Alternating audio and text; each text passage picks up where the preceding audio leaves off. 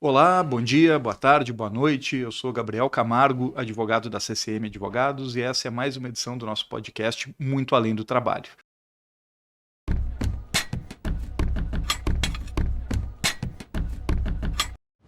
Hoje nós vamos conversar um pouquinho sobre inteligência artificial e o impacto, né, que ela tem no mundo do trabalho.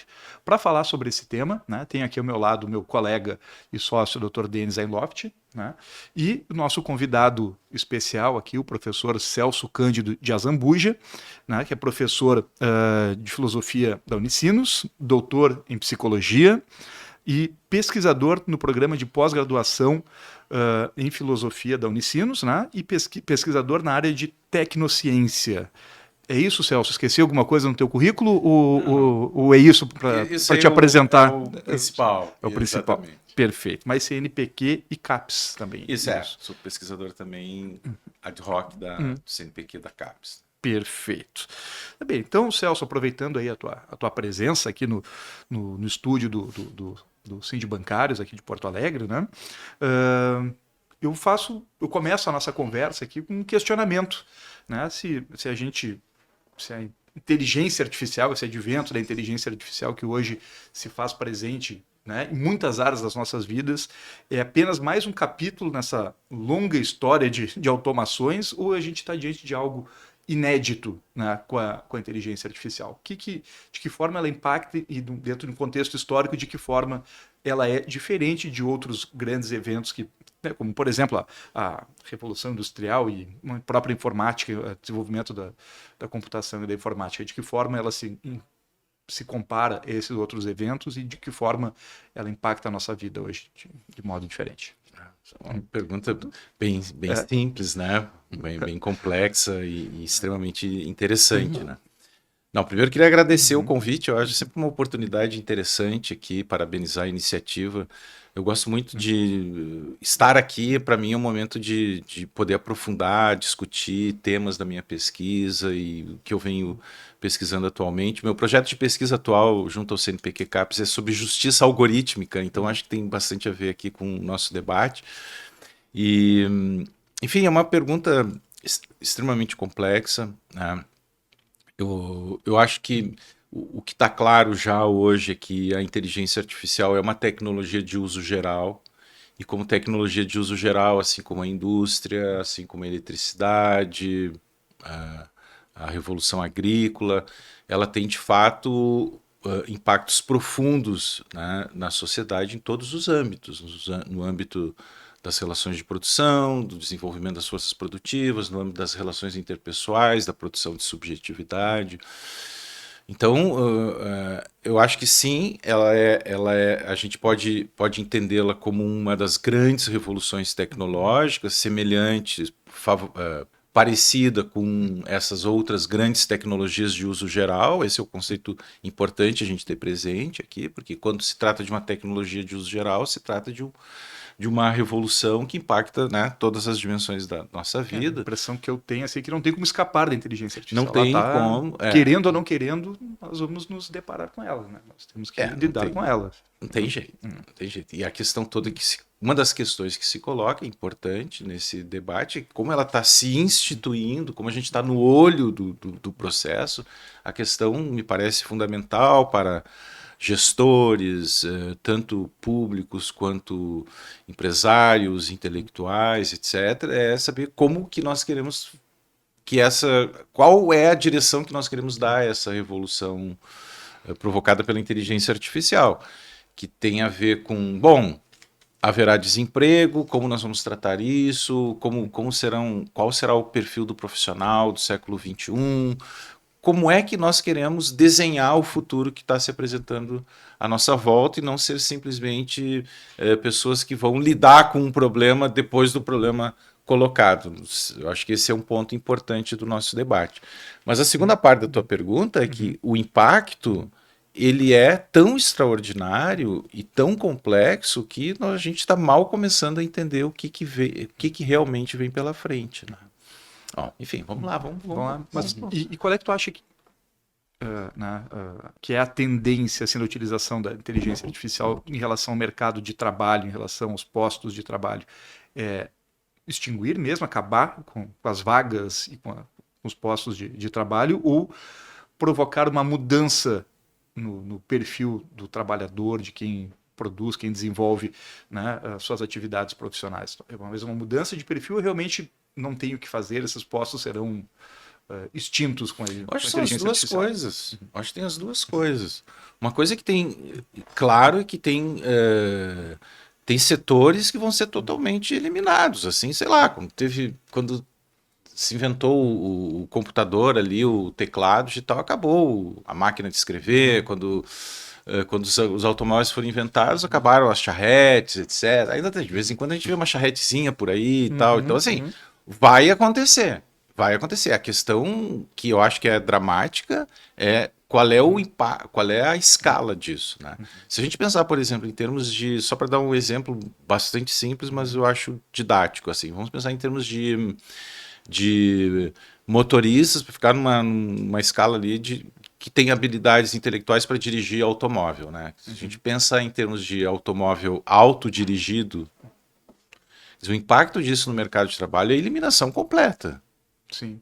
Tá? Então, assim, tu vai ter isso.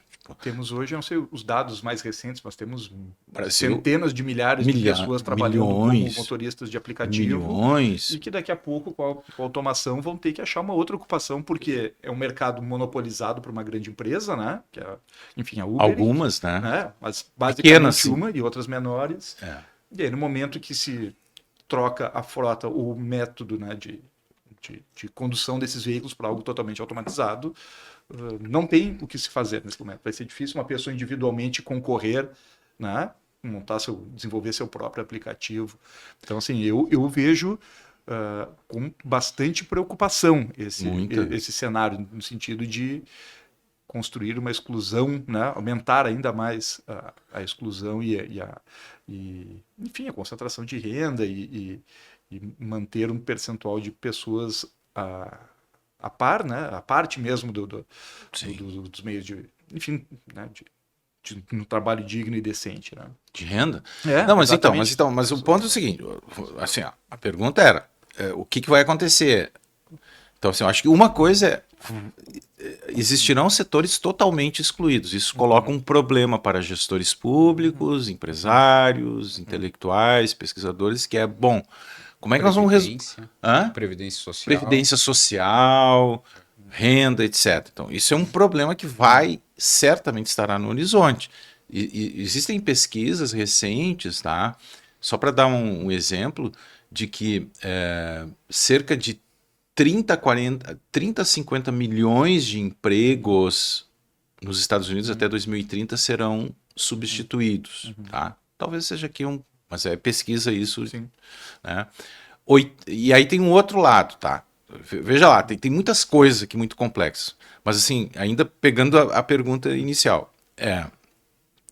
Por outro lado, tu tem uma reconfiguração do trabalho de fato. Então, assim, existe um novo tipo de trabalhador daqui para frente, que é o que vai trabalhar com inteligência artificial, com apoio da inteligência artificial, ou sem. E aí é um outro problema que também é importante, porque se tu tiver pessoas que têm habilidades, capacidade de lidar com a inteligência artificial e as que não, qual vai ser... A gente comentava vindo para cá que algumas empresas, no processo de seleção, já estão selecionando pessoas com habilidades para lidar com inteligência artificial e pessoas sem habilidades. Já tem uma diferença aqui. Mas eu acho que é importante destacar isso também, que tem uma reconfiguração muito visível do mercado de trabalho para o uso da inteligência artificial, que, enfim, e é o que tu está dizendo, quer dizer, não tem como escapar do negócio. A questão é como que a gente vai enfrentar esses grandes desafios e como nós vamos nos preparar, como nós vamos preparar as novas gerações de trabalhadores, o que nós vamos fazer com essa massa eventual de desempregados, como que a gente vai recolocá-los no mercado de trabalho. Haverá mercado de trabalho, porque o que aconteceu com a Revolução Industrial, pegando o ponto também, pouco o ponto da tua primeira questão, com a Revolução Industrial, os ludistas, todo mundo conhece, né, quebraram as máquinas, etc. em Manchester, né? Porque ia tirar o emprego, etc. Bom, e eu acho que até eles tinham razão no que eles estavam fazendo, porque imagina, a minha renda aqui, hoje a gente olha para lá e diz assim, os caras eram totalmente alucinados, mas bom, na época não. Mas o que aconteceu com a revolução da inteligência artificial? Se criou um amplo setor de trabalho e de renda no setor de serviços. Hoje 70%, 80% da mão de obra de trabalho, em geral, 70% nos países em desenvolvimento, 80% dos países desenvolvidos estão na área do setor de serviço. Advogados, professores, médicos, etc. Então, a Revolução Industrial, que no início parecia que ia acabar com os empregos, na verdade, acabou gerando todo um outro grande campo de trabalho e de renda, né? Bastante interessante isso. Como é que vai ser com a revolução da inteligência artificial? Será que ela vai gerar a quantidade de empregos e postos de trabalho suficientes para dar conta dessa grande quantidade de pessoas que ficarão sem emprego e que me parece visível que muitos postos, a gente comentava antes a questão dos professores, né? Como serão os professores daqui para frente? Será que ela vai substituir ou não? Quais são as áreas? Advogados, juízes, operários, técnicos dentro das fábricas, etc. Todas essas profissões elas correm risco de serem eliminadas porque a grande revolução da inteligência artificial tem a ver com a substituição. Harari que fala isso naquele livro dele, Homo Deus, porque ela substitui as nossas habilidades cognitivas. Então, 70%, 80% do mercado de trabalho que depende de habilidade cognitiva corre risco, a gente não sabe exatamente qual, mas tem risco aqui. Nesse sentido, a gente poderia dizer que os trabalhadores assim mais qualificados acabam ficando mais expostos ou mais suscetíveis a ter uma mudança radical nas suas atividades em razão da inteligência artificial. Eu acredito que sim. Eu acredito, porque se a gente imaginar a automação, que tem a ver com a tua primeira pergunta, segunda automação, esses profissionais, de algum modo, estavam preservados. Sim. Porque lidavam com inteligência, com criatividade, com cognição. Quando tem uma inteligência artificial que substitui com vantagens, muitas vezes, bom, temos um problema. Sim. E como será? Daqui um pouco, sei lá, fazer uma provocação aqui de algo que não é da minha área, mas só porque é da área de vocês. Daqui um pouco, se tu pedir para o ChatGPT fazer uma defesa para ti, talvez ele consiga fazer melhor do que muitos advogados. Ou não? É possível, é possível pelo avanço, a qualidade, né, uma aula, avanço uma aula, das ferramentas, é possível que sim. Uma aula pode ser dada de uma forma muito mais competente pela inteligência. Para pegar meu exemplo, então, sei lá, estou estudando um determinado filósofo, Nietzsche. Então, assim, eu estudei 5 anos Nietzsche, foi meu mestrado, tá? Filósofo alemão, para quem não conhece. Então, assim, eu posso dar uma ótima aula de Nietzsche, mas talvez a inteligência artificial conseguirá dar uma aula melhor sobre Nietzsche. Ou talvez consiga responder a questões mais personalizadas dos alunos que estão interessados em Nietzsche do que eu, porque eu não tenho esse domínio, porque são trilhões de parâmetros que tu tens aqui, né? Trilhões. Enfim, e uma mente individual, ela tem poucos parâmetros, né? Comparado tem algumas limitações, talvez, que a inteligência não tenha, né? Enfim, tem essa possibilidade. Fez o link aqui com a questão jurídica, né, com a questão do direito. E aí eu vou direcionar uma pergunta um pouco mais para o Denis aqui, né, para integrá-lo também à conversa, né, a questão da utilização do judiciário das ferramentas de inteligência artificial. Né, a gente já tem, pelo menos no Tribunal Regional do Trabalho, na Justiça do Trabalho de modo geral, a utilização de algumas ferramentas para auxílio dos juízes, né, na elaboração de sentenças. Como é que tu vê isso? De que forma a prestação jurisdicional se dá, né, quando tem o apoio da inteligência artificial?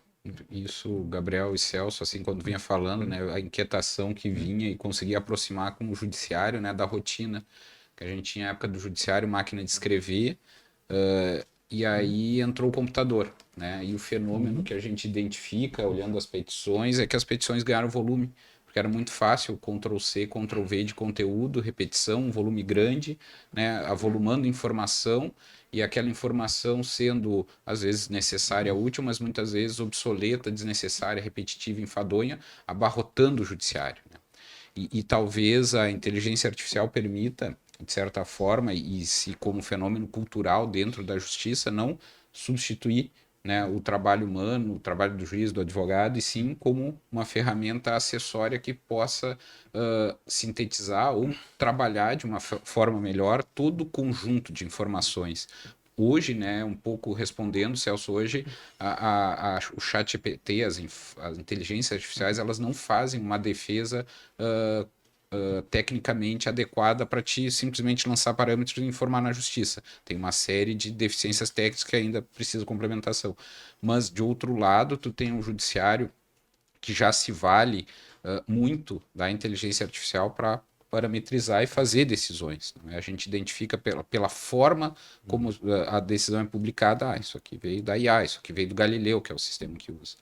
Mas ele apresenta isso, talvez, essa decisão, como embrionariamente foi o uso do computador, com muito conteúdo, mas precisando de refinamento, precisando chegar e entender que a petição não é 400 folhas, não, é 10 folhas, é uma síntese, é o raciocínio lógico, né?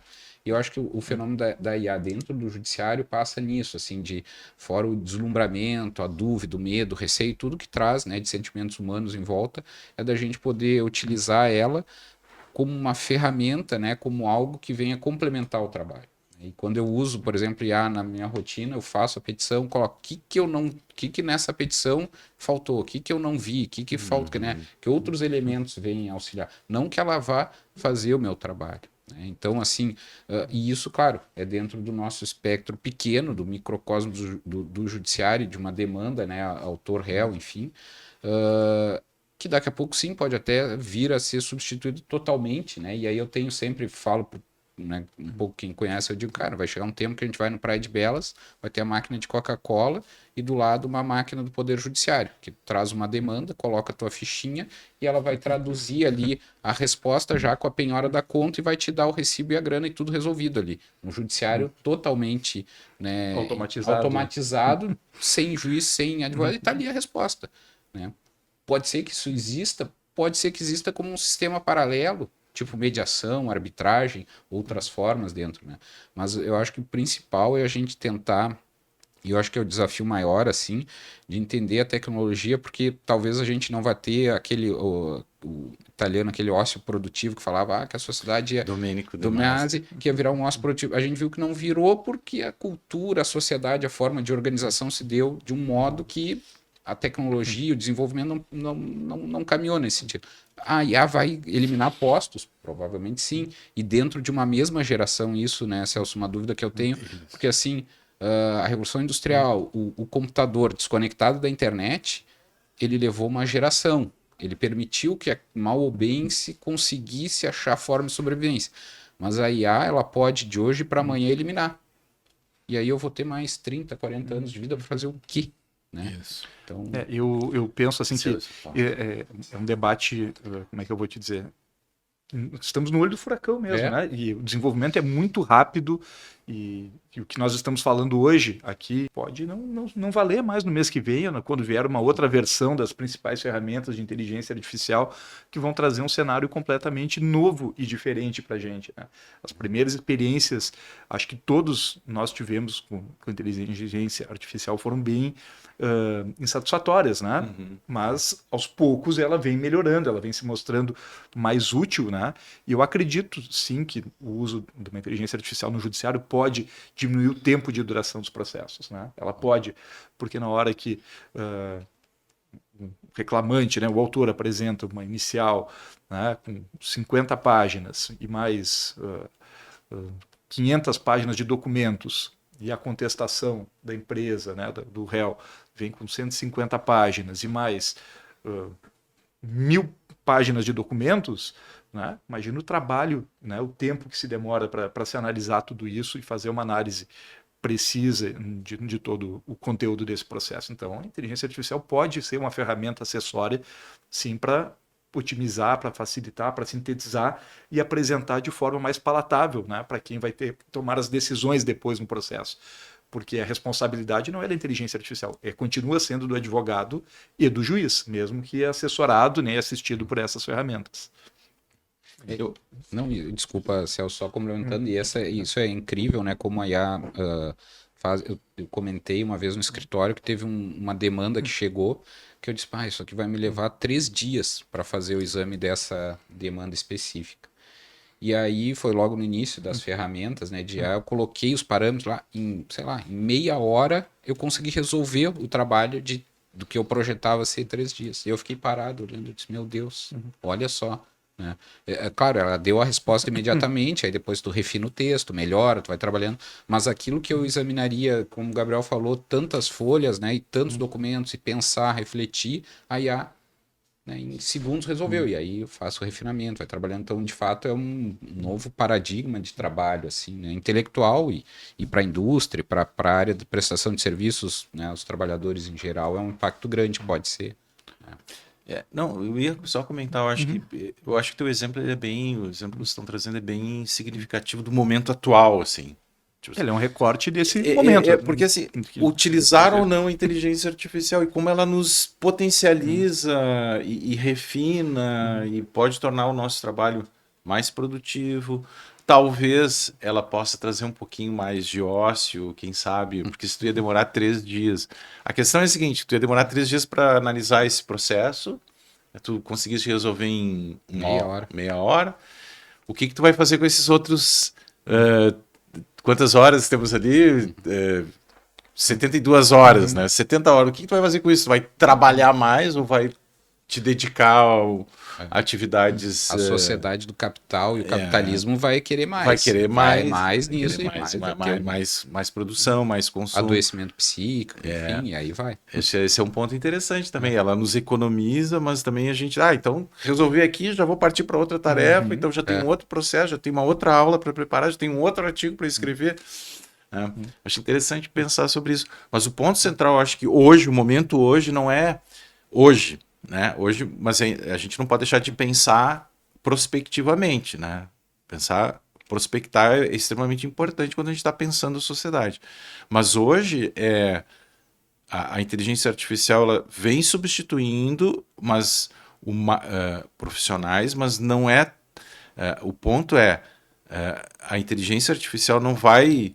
Eu não lembro exatamente, os autores disseram isso, não sei se foi Kinsinger numa obra ou Lacan, mas em todo caso depois eu posso ver aqui a referência, mas a tese deles é a seguinte, é que a inteligência artificial não vai substituir seres humanos, mas vai substituir seres humanos que não utilizam inteligência artificial. Então, hoje a inteligência artificial como uma ferramenta de trabalho, como um apoio para as atividades de trabalho, de serviço, etc. Acho que a gente chega num consenso aqui agora de que a inteligência artificial vai modificar, né? Está reconfigurando o mercado de trabalho, né? Para o bem, para o mal, mas está modificando. Né? E qual é o papel, então, da educação, da requalificação desses profissionais? Qual é a importância disso? Quem não se adaptar à inteligência artificial vai estar fadado à exclusão do mercado de trabalho. É isso? A gente pode imaginar isso? Eu acho que sim, acho que porque assim, se eu tiver que contratar, sei lá, sou dono de uma... Estou viajando na área de vocês que eu não tenho menor domínio, vocês me corrijam, assim, mas se eu tiver que fazer um escritório de advocacia, tá? E eu tenho um advogado que resolve um problema em 3 horas, que ele demoraria 3 dias, ele vai resolver em 30 minutos... Bom, eu vou contratar um que vai resolver o problema em 3 dias ou vou contratar um que vai resolver o problema em 30 minutos? É óbvio. A resposta ela é óbvia. Enfim, a não ser que eu seja um filantropo, né? Que daí eu queira que as pessoas... mas acho que a resposta é essa. A resposta é: eu vou querer um profissional que resolva os meus problemas com menos tempo, porque em 3 dias ele vai resolver quantos processos? Multiplica, 20. potencializa. Então, o cara que não está usando inteligência artificial, ele está lá num processo 3 dias, o outro resolveu 20, eu digo, vem meu amigo, tá aqui, é contigo que eu quero ir. É isso, entra o modelo de sociedade que a gente está, e não é a discussão de superação do capitalismo ou socialismo, enfim, mas é a própria sociedade como se organiza o capital que quer a produção e quer o mais, né? E é natural isso. E aí o ponto que fica é, mas esse vai levar à exaustão desse trabalhador, porque, por exemplo, tu fez a contratação daquele e tu vai dar mais para ele. Aí tu pensa, pô, vou dividir e contratar o outro? Não, vou querer explorar mais e mais e mais, né? Então, também a descartabilidade humana, né, e do trabalhador, que a gente tem que pensar assim, junto com a inteligência artificial, a forma de ter uma rede de proteção, uma previdência, uma para os motoristas, né, de aplicativo, de modo geral, por mais que a maioria não entenda ou não queira ter uma regulação, mas precisa, porque se sofre um acidente, se tem uma demanda de qualquer natureza, né, tu precisa ter um arcabouço legal, uma rede de proteção mesmo para esse trabalhador, né. O cara, bom, o trabalho sugou, a inteligência já substituiu, mas ele precisa sobreviver. É uma geração, é uma vida, né, um ser humano, é uma família, enfim, famílias. Porque senão acho que a gente voltaria ao que era pré-revolução industrial, né, a questão da miséria, da exploração humana, das crianças trabalhando, por que veio toda essa regulamentação, né? Então, talvez pensando assim, projetando, né, a gente precisa revisitar o direito do trabalho, a legislação social para proteger o trabalhador, né, a trabalhadora da automação, do uso da inteligência E artificial. acho que surge, né, nesse momento aqui uma perspectiva, uma possibilidade de se discutir os limites de jornada de trabalho também, né? Eu acho que isso é uma questão que em outros momentos históricos similares ocorreu, né, com a limitação de jornada, com o repouso semanal remunerado. Bom, daqui a pouco já existe uma discussão sobre o fim da escala 6x1, né, e acho que talvez não haja necessidade de submeter o trabalhador à escala, a jornadas tão extensas, né, tendo ferramentas que permitem otimizar seu trabalho, né? Então, acho que essa discussão tem que estar no centro do papel, né, da inteligência artificial no mercado de trabalho, né, nas relações de trabalho que a gente tem hoje em dia. Eu estava aqui pensando, né, numa outra situação aqui, Celso e Denis, né, sobre né, o acompanhamento das atividades dos trabalhadores através da inteligência artificial. E cito como exemplo o caso do Banco Itaú, que agora em setembro demitiu mais de 1.000 trabalhadores, né, que estavam em teletrabalho, porque a inteligência artificial identificou que os trabalhadores não estariam movimentando o mouse com, né, dando tantos cliques quanto deveriam estar dando, mesmo que o trabalho do bancário fosse, no caso de pegar o telefone, visitar clientes e vender produtos, não precisasse estar na frente do computador, sem qualquer tipo de critério, né, para fazer isso. Que tipo de riscos nós temos aí através da inteligência artificial, se vocês identificam isso, né? A intimidade, não é intimidade, mas a privacidade do trabalhador, né, ao controle, né, que o empregador faz sobre o empregado. De que forma vocês veem a inteligência artificial agindo e atuando sobre esses trabalhadores? Ou quais são os riscos, né? Já que também, como falávamos antes, né, toda inteligência artificial tem um viés, né? Ela é criada com algum motivo, com alguma intenção, né, ou representando algum interesse. Mas que identifico, assim, a gente, né, discutindo esse caso do Banco Itaú, né, foi ver, a inteligência artificial, ela é tão inteligente que ela foi ver um pequeno detalhe do clique do mouse, tá? Mas eu não preciso estar clicando o mouse, eu posso estar conversando por telefone, eu posso estar trabalhando em horas extraordinárias, visitando cliente, eu posso estar em outras tantas mil atividades. E aí traz o que o Gabriel trouxe, né, a questão do viés, assim, bom, aquilo está direcionado para uma segunda intenção ou para fazer algum movimento, né, do capital de se reorganizar para fazer os desligamentos. Mas entra isso, assim, até que ponto a inteligência artificial no ambiente de trabalho vai invadindo a área privada. E aí tu vê, assim, daqui a pouco a inteligência artificial vai fazer uma... Hoje, né? Hoje tu não tem como tu requerer para o trabalhador atestados de saúde, enfim, investigações da vida privada, né? Da condição privada. Mas daqui a pouco a inteligência artificial, os sistemas que tem, já podem fazer uma ficha funcional lá junto ao plano de saúde, as consultas na farmácia, que medicamentos usou, o que aconteceu nos últimos 5 anos de internação e esse aqui é um trabalhador que potencialmente se afasta muito, não vai me dar uma rentabilidade, uma produção, é um trabalhador que vai usar muito plano de saúde, então provavelmente não vai ser interessante, e aí tu já faz nem a exclusão posterior, tu já nem contrata e exclui direto, né? Então, assim, o uso da inteligência artificial, e isso não para ver como tema vaga, né?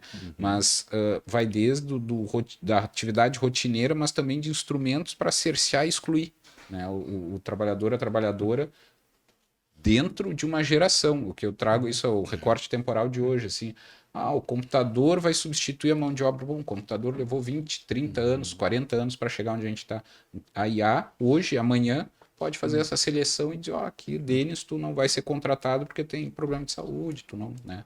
Então isso é bem impactante, não só o posterior para aferir, né, a inteligência artificial como gerente, o supervisor lá dentro da casa do trabalhador, mas a IA antes, né, te averiguando antes, né, te identificando na rua, tu é um cara suspeito, enfim.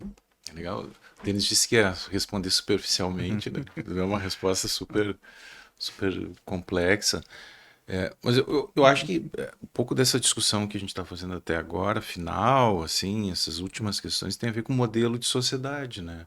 Modelo cultural, que tipo de garantias jurídicas que as pessoas vão ter, como tu trata o ser humano, como tu trata uma criança, qual é o papel do Estado aqui, qual é o papel das empresas, que para o Itaú, para alguns bancos, eu não vou falar, não conheço exatamente, né, assim, o que esses banqueiros ou empresários eles têm como concepção de ser humano e tal, não tenho condições de falar sobre isso, mas a questão é a seguinte, se um ser humano... O ser humano é um número. É um obstáculo. quando ele o trabalhador é um obstáculo. quando ele é só um obstáculo, quando ele é só um número, bom, eu vou tratar como um número, como um obstáculo. Então, assim, também não faz muita diferença se, tipo assim, se a minha visão de mundo é essa do ser humano, que ele é só um objeto ali, que eu exploro ou não conforme o meu... Não importa se ele clicou ou não clicou, eu tenho aqui uma boa justificativa para demissão, então vou demitir, né? E aí, claro, então assim, óbvio, vamos lá, eu sou um pesquisador de tecnociência há muitos anos, tá? Muitos anos. E assim, eu sempre procuro ver digamos assim, vou usar a expressão correta, as brechas republicanas que essas tecnologias nos oferecem. Então, assim, muito do meu esforço é ver a brecha no sentido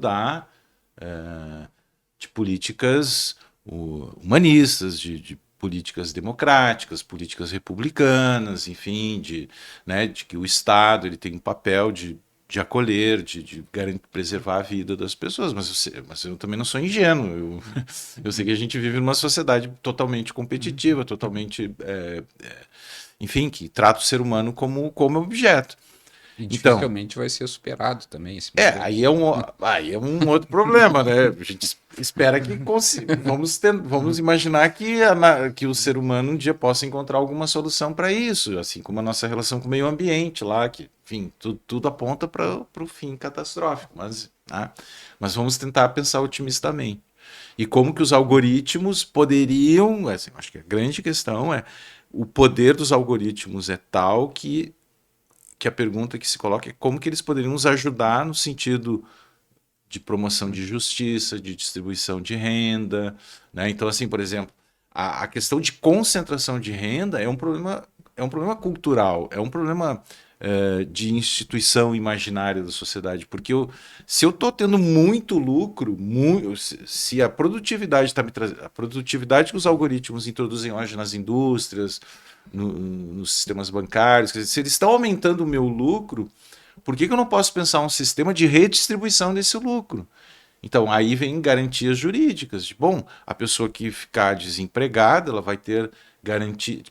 Que parte... eu acho que é o Klaus Schwab, né, que defende isso naquele livro dele, A Quarta Revolução Industrial, se eu não me engano, que parte da riqueza produzida pela inteligência artificial deveria ser redistribuída para a sociedade, né? Que é o ponto que tu está trazendo, que eu concordo plenamente, Denis, que é o impacto de uma geração. E aí esse é um drama muito concreto, muito presente, real. Né? E aí garantias jurídicas de renda mínima, renda universal, que eu acho que não é só um bolsa, tipo Bolsa Família, assim, que é tu entregar ali é muito pouco. Vamos dizer assim, não sou contra, pelo contrário, sou totalmente a favor, mas é muito pouco. Para uma sociedade que tem tanta riqueza, tu entregar, sei lá, algumas centenas de reais, quer dizer, que essa renda universal, ela pode ser uma renda universal realmente digna de um ser humano, né? Mas, ao mesmo tempo, isso também não resolve o problema, porque o ser humano ele não vive só de renda. Ele sem renda ele não vive, mas ele não vive só de renda, porque o ser humano precisa de sentido para a existência, precisa ter um sentido. Então que nós possamos garantir uma renda universal, mas que os indivíduos também se sintam produtivos em alguma medida em trabalhos sociais, trabalho de preservação ambiental, de cuidado com pessoas mais velhas, de cuidado com crianças abandonadas. Ou seja, existe muito trabalho hoje socialmente relevante e que não é remunerado, necessário e não remunerado. Por que toda essa riqueza produzida pela inteligência artificial, uma super riqueza produzida pela inteligência artificial, a gente não pudesse pegar uma parte dela significativa e garantindo renda universal, garantindo renda básica, mas fazendo com que as pessoas se sintam também úteis socialmente para produzir algo para a sociedade em troca, que não é só uma relação de horas de trabalho, salário, mas é uma relação de importância social daquilo que tu está fazendo. Então, talvez uma das soluções, e aí é solução, me parece, constitucional, digamos assim, que tem a ver com Constituição, que é dessa garantia de que as pessoas vão ter renda garantida, mas ao mesmo tempo vão ter um trabalho socialmente útil. Não, perfeito, Celso. A gente está chegando ao final aqui Já? do nosso tempo. Infelizmente, sim. Mas eu tenho tempo aqui, né, para fazer acho que um último questionamento aqui, pelo menos uma especulação assim sobre o futuro, né? Porque a gente vê que o debate hoje, né, basicamente apresenta duas correntes, assim, né? Os ultra pessimistas, né? A corrente a qual eu me filio de alguma forma. Né? E os outros mais otimistas, assim, que conseguem, inclusive, como foi citado antes aqui, uma frase do Elon Musk, de que em 10, 20 anos as pessoas não precisarão trabalhar, que o trabalho será algo opcional, facultativo. Né? Então, eu te pergunto, assim, como é que tu vê o mundo do trabalho daqui a 10, 15 anos, 20 anos, se é possível fazer uma especulação nesse sentido, o que é que nos aguarda e de que forma, né? Claro, na tua resposta anterior tu falou um pouco sobre isso, mas qual seria um caminho para um mercado de trabalho para mais digno, né, e que possa apresentar o trabalho como enfim, como um meio real, concreto para oferecer dignidade para as pessoas em geral. Muito bom, Gabriel. Eu acho o seguinte, primeiro, parte do esforço intelectual nosso como pesquisador, digamos assim, acho que como sociedade deveria ser evitar os extremos, né? Nem tão pessimistas, nem tão otimistas, e tentar encontrar aqui meios termos que nos permitam lidar com o problema de forma mais racional e sensata possível, né? Existem riscos, sim. Existe então a turma do tecno-pessimismo e a turma do tecno-otimismo, assim, então, tudo vai se resolver, né? Tipo, então tudo, em alguma medida ali, o mercado vai resolver tudo. Então então toca, vamos para frente, acelera e tudo vai ser resolvido. Ou, não, tudo vai ser uma catástrofe, né? Eu acho que o nosso papel é tentar exatamente encontrar aqui algo mais sensato, né? É muito difícil fazer. Eu acho que o tempo todo a gente veio aqui no nosso debate fazendo projeções, prospecções, né, do que vem, do que pode vir pela frente, né? Mas eu acho que tem alguns consensos que me parece que a gente também já meio que acordou logo quando a gente começou a debater, né? Quer dizer, existe hoje um trabalho que é com inteligência artificial, um trabalho sem inteligência artificial, então acho que se tem pessoas que estão nos vendo e ouvindo agora e tem alguma dúvida em relação a isso, então acho que não pode ter mais dúvida, ou seja, vai lá, vai se apropriar da inteligência artificial, vai entender as potencialidades dessas ferramentas, vai usá-las para entender quais são suas verdadeiras potencialidades, se colocar no mercado de trabalho, que é o mercado de trabalho atual é com ou sem inteligência artificial. Mesmo um motorista de Uber, por exemplo, ele está com inteligência artificial, ele está lá com um GPS para dar um exemplo muito simples assim. Então, né, essa é uma primeira coisa. Eu acho que a segunda coisa que eu insistiria é que a gente precisa estar preparado para uma situação mais pessimista, no sentido de, se houver desemprego, como que a gente vai se situar para isso? Criar já a partir de hoje um grande fundo, sei lá, não sei exatamente o termo jurídico, você tem mais... Fundo social. Um fundo social para a inteligência artificial, ou seja, como é que a gente já vai se preparando, não esperar daqui 20 anos para atacar um problema que a gente está vendo a tendência. Só qual é o grande problema, eu acho, dos governos, da academia, enfim, dos pensadores, todos nós que somos, é que às vezes as tendências estão tão claras assim. Eu lembro que, talvez, Gabriel, tu lembre que lá nos final dos anos 80, vocês devem lembrar, final dos anos 80, início dos 90, ali se discutia a internet. E eu participei muito desse debate, assim, e para mim era muito clara a tendência de que a internet ia ser um grande espaço da sociedade. Estava lá no final dos anos 90, né? Mas a gente não se preparou para isso. A gente está, apesar do tempo que tivemos para estarmos preparados para a recepção do computador e da internet, por exemplo, as escolas não prepararam os cidadãos, os jovens, para cidadania digital, por exemplo. Era evidente isso no final dos anos 90.